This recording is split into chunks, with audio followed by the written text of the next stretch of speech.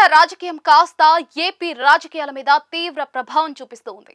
అక్కడ రాజకీయ ప్రకంపనలు పుడితే ఏపీలో రీసౌండ్ చేస్తూ ఉంది. దానికి కారణం అక్కడ ఇక్కడ అధికార ప్రతిపక్షాలు ఉప్పు నిప్పుగా ఉండడమే. ఇక తెలంగాణలో అధికార పక్షం కాంగ్రెస్ అయిన సీఎం రేవంత్ రెడ్డి పూర్వాశ్రమంలో టీడీపీలో కీలక నేత, పైగా వర్కింగ్ ప్రెసిడెంట్ గా పనిచేసిన వారు. ఫైర్ బ్రాండ్ అనే ముద్ర టీడీపీలోనే ఆయనకొచ్చింది. ఆయన ఎంత కాంగ్రెస్ మనిషి అయినా కూడా ఒకనాటి తమవారే అన్న భావన టీడీపీకి ఎక్కడో చాలానే ఉంది. ఇక వైఎస్ఆర్ కి కేసీఆర్ కి మధ్య అయితే పెద్దగా పొత్తు మాటే లేదు. 2004లో కాంగ్రెస్ టీఆర్ఎస్ ల మధ్య పొత్తులను కుదిర్చిన వారు నాటి కాంగ్రెస్ పెద్ద దిగ్విజయ్ సింగ్. ఆయన తర్వాత మధ్యలోనే పొత్తు పెటాకులైంది.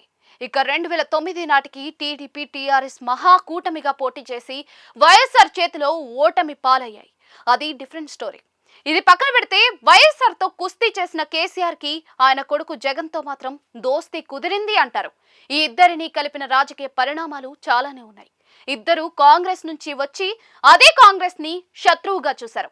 అంతేకాదు, రాష్ట్రం విడిపోతే ఏపీలో జగన్ వైసీపీ రైజ్ అయింది. తెలంగాణలో కేసీఆర్ నాయకత్వంలో పార్టీ అధికారంలోకి వచ్చింది.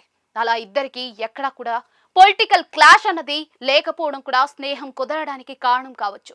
అలాగే ఇద్దరికి చంద్రబాబు ప్రత్యర్థి కావడం మరో అనుకూల భావజాలంగా ఉంది. అందుకే ఇద్దరు మిత్రులు అయ్యారు అని చెప్తారు. ఇదిలా ఉంటే నిండు అసెంబ్లీలో ముఖ్యమంత్రి హోదాలో రేవంత్ రెడ్డి చంద్రబాబుని నిలదీసి ఒప్పించి రాయలసీమ లిఫ్ట్ ఇరిగేషన్ ప్రాజెక్ట్ ని ఆపించాను అని బిగ్ సౌండ్ చేశారు. అంతే, వైసీపీకి అది ఎంతో ప్రియమైపోయింది, చెవులకు ఇంపుగా తోచింది. దాంతో వైసీపీ నేతలు అంతా కూడా రాయలసీమకు చంద్రబాబు మరణ శాసనం చేశారు అంటూ తీవ్ర విమర్శలు మొదలుపెట్టారు.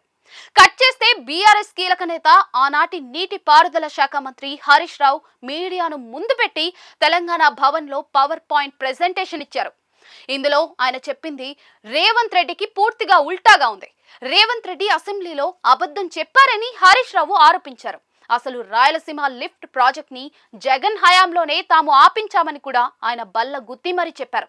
ఈ కమెంట్స్ తో టీడీపీ శ్రేణులు ఇది కదా అసలు మ్యాటర్ అని వైసీపీని కార్నర్ చేస్తూ ఉన్నాయి. రాయలసీమకు అసలు ద్రోహం చేసింది వైసీపీనే అని రివర్స్ అటాక్ అయితే చేస్తూ ఉన్నాయి. ఇంతకీ రాయలసీమ లిఫ్ట్ ప్రాజెక్ట్ ని ఆపింది ఎవరు అన్నది మాత్రం ఎవరికీ అర్థం కావడం లేదు. ఎందుకంటే వైసీపీ హయాంలో అనుమతులు లేకుండా మొదలు పెట్టడం వల్లనే అది ఆగిపోయింది అని టీడీపీ అంటోంది.